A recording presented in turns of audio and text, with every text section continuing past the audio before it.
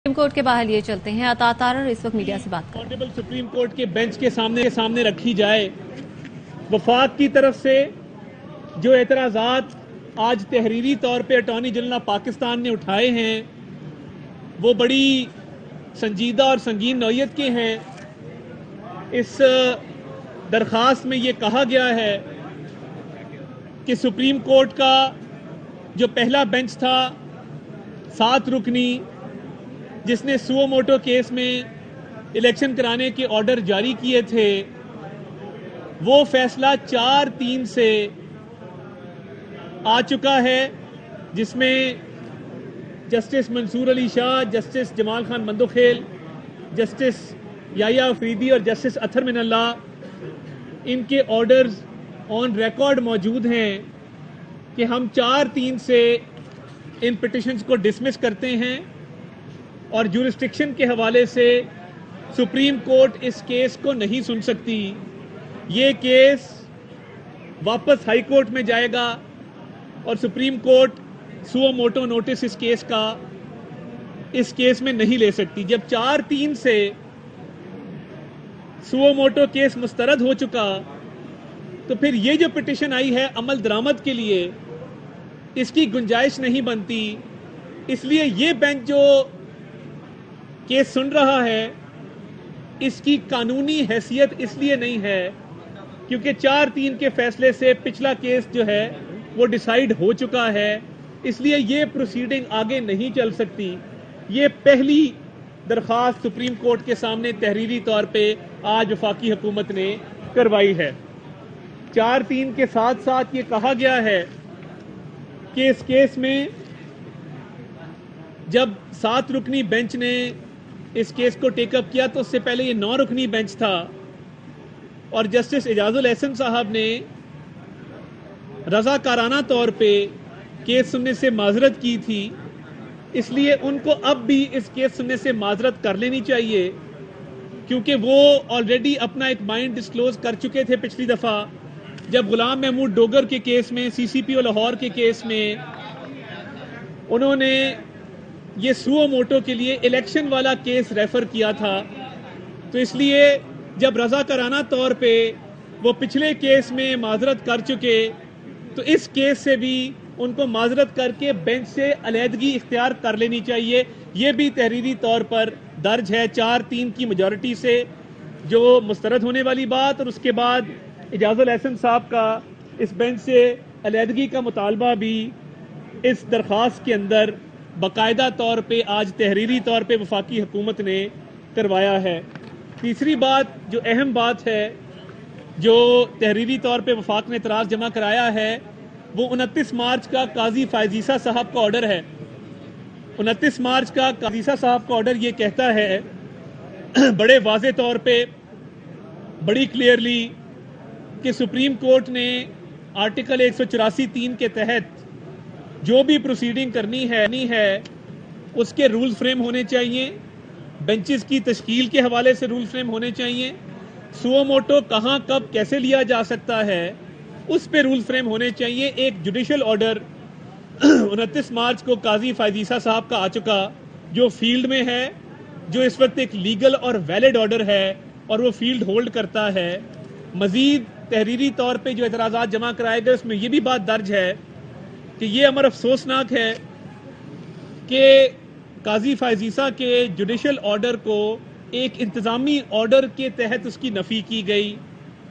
اور یہ روایت ڈلنا کہ ایک انتظامی آرڈر ایک جوڈیشل آرڈر کو سپرسیڈ کرے یا سیٹ اسائیڈ کرے یا اس کی نفی کرے، یہ ایک انتہائی غلط روایت ڈل گئی ہے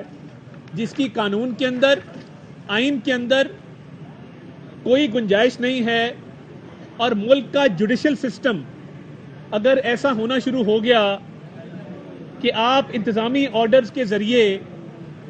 جوڈیشل آرڈرز کو اوور رول کرنا شروع ہو گئی، یہ بڑی اہم بات ہے کہ اگر جوڈیشل آرڈرز کو انتظامی آرڈرز کے تحت اوور رول کرنا شروع ہو گئے تو پورے ملک کا جو انصاف کا اور عدل کا نظام ہے وہ بیٹھ جائے گا اور ایک انارکی کی صورتحال ہوگی۔ یعنی یہ ایسی بات ہے کہ خدا نخواستہ کل کو वफाक जो है वो किसी जुडिशल ऑर्डर पे इंतजामी ऑर्डर पास करके उसको ओवर रूल कर दे। इसलिए जो रजिस्ट्रार का इंतजामी ऑर्डर है जिसने काजी फायजीसा के 29 मार्च के ऑर्डर को ओवर रूल किया, उसकी कानूनी आईनी कोई हैसियत नहीं है, रूल्स में कोई गुंजाइश नहीं है। और इस दरख्वास्त के अंदर ये बात दर्ज है कि वो ऑर्डर ब्लेटेंटली गलत था और उस ऑर्डर को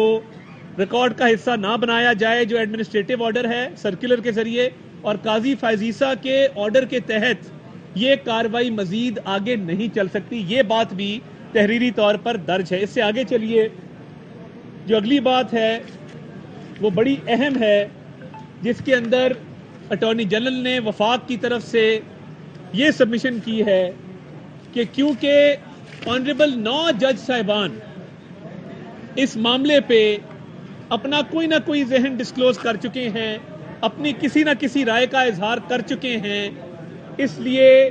चीफ जस्टिस साहब को और मुनीब अख्तर साहब को भी इस बेंच से अलहदगी इख्तियार कर लेनी चाहिए। मुनीब अख्तर साहब का पहले आ गया कि एजाजुल एहसन साहब का पहले आ गया कि क्योंकि वो रिक्यूज पिछले केस में कर चुके थे, इस केस से अलहदगी इख्तियार करें। और साथ ही साथ चीफ जस्टिस और मुनीब अख्तर साहब, क्योंकि वो भी इस मामले पे माइंड भी डिस्क्लोज कर चुके हैं, 4-3 का ऑर्डर भी आ चुका है, काजी फायजीसा का ऑर्डर भी आ चुका है, इसलिए इन दोनों को भी बेंच से अलहदगी इख्तियार करनी चाहिए और ये केस आगे नहीं सुनना चाहिए। इन तमाम तर बातें करने के बाद जो वफाक ने आर्टिकल 224 की बात की है वो बड़ी अहम है कि आर्टिकल 224 आइन का वो केयर टेकर का कॉन्सेप्ट देता है कि पूरे मुल्क में केयर टेकर गवर्नमेंट्स होंगी, और ये इस बात की दलील है कि तमाम मुल्क में इलेक्शंस बैक वक्त होंगे। किसी एक सूबे में या वफाक में कोई सियासी हुकूमत ना हो जो किसी दूसरे सूबे में या वफाक में इलेक्शन पर असर अंदाज हो सके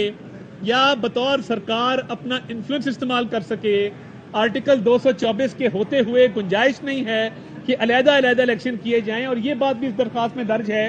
कि पंजाब असेंबली को तोड़ा गया पॉलिटिकल मोटिव के तहत, और उसमें नेशनल असेंबली के इलेक्शन पर असर अंदाज होने की एक कोशिश है। तो इसलिए आर्टिकल 224 बैक वक्त इलेक्शंस की बात करता है, वो भी इसमें दर्ज है। इसमें सदर मुमलिकत की जो अथॉरिटी है उसको भी चैलेंज किया गया है और ये कहा गया है कि सदर मुमलिकत के पास ये इख्तियार नहीं है कि वो इलेक्शन की डेट अनाउंस करें, ये इलेक्शन कमीशन का इख्तियार है। और इलेक्शन कमीशन ने अपना इख्तियार इस्तेमाल करते हुए डेट अनाउंस की थी, और उसके बाद जब हालात देखे गए तो उसमें फिर रद्द-ओ-बदल की गई। जो 3 मेन इसमें इस्तदाएं की गई हैं वो ये की गई हैं कि ये पिटिशन क्योंकि 4-3 से पिछली डिसमिस हो चुकी, ये केस ना सुना जाए। दूसरा, काजी फायजीसा के ऑर्डर के तहत ये केस आगे ना चलाया जाए। और तीसरा, क्योंकि तमाम जज साहिबान 9 जज साहिबान अपने राय का इजहार कर चुके, अपना जहन दे चुके, जो बाकी 6 जज साहिबान हैं सुप्रीम कोर्ट के जिन्होंने अभी तक इस मामले पे ना अपनी राय का इजहार किया है, ना इस मैटर को डिसाइड किया है, ना कोई जुडिशियल या एडमिनिस्ट्रेटिव ऑर्डर पास किया है, 6 रुकनी बेंच बाकी जज साहिबान का उन 9 को निकाल के वो तश्कील दिया जाए। और जितने भी आईनी और कानूनी निकात हैं, जो 4-3 का डिसीजन है, जो काजी फायजीसा का ऑर्डर है, जो पार्लियामेंट में लेजिस्लेशन की गई है, और जो जज साहिबान ने रिक्यूज किया है, तो जो 6 जज साहिबान हैं रिमेनिंग वो इस पर अपना माइंड डिस्क्लोज करें और वो इन पिटिशंस को सुने। हमारी ये तमाम जो दरखास्तें हैं जो वफाकी हुकूमत ने तहरीरी तौर पे की हैं वो आपके सामने रख दी। ये तमाम तर चीज़ें आइन, कानून और जुडिशल ऑर्डर्स के तहत हैं। पार्लियामान एक सुप्रीम इदारा है जो एक लेजिस्लेशन आर्टिकल 184(3) के हवाले से कर चुका, सुओ मोटो के हवाले से कर चुका, बेंचेस की तश्कील के हवाले से कर चुका। वो सदर मुमलिकत के पास बिल पेंडिंग है, मगर सदर मुमलिकत उसको रिजेक्ट नहीं कर सकते। वो पार्लियामान में आएगा, जॉइंट सिटिंग से मंजूर होगा और उसके बाद फिर 3 सीनियर मोस्ट जजेस वो बेंचेस की तश्कील दिया करेंगे। अब मैं PDM और हुकूमती इत्तेहाद के मामले पर आता हूँ کہ جو اعلامیہ جاری کیا گیا تھا، بہت سے دوست یہ سوال کر رہے ہیں،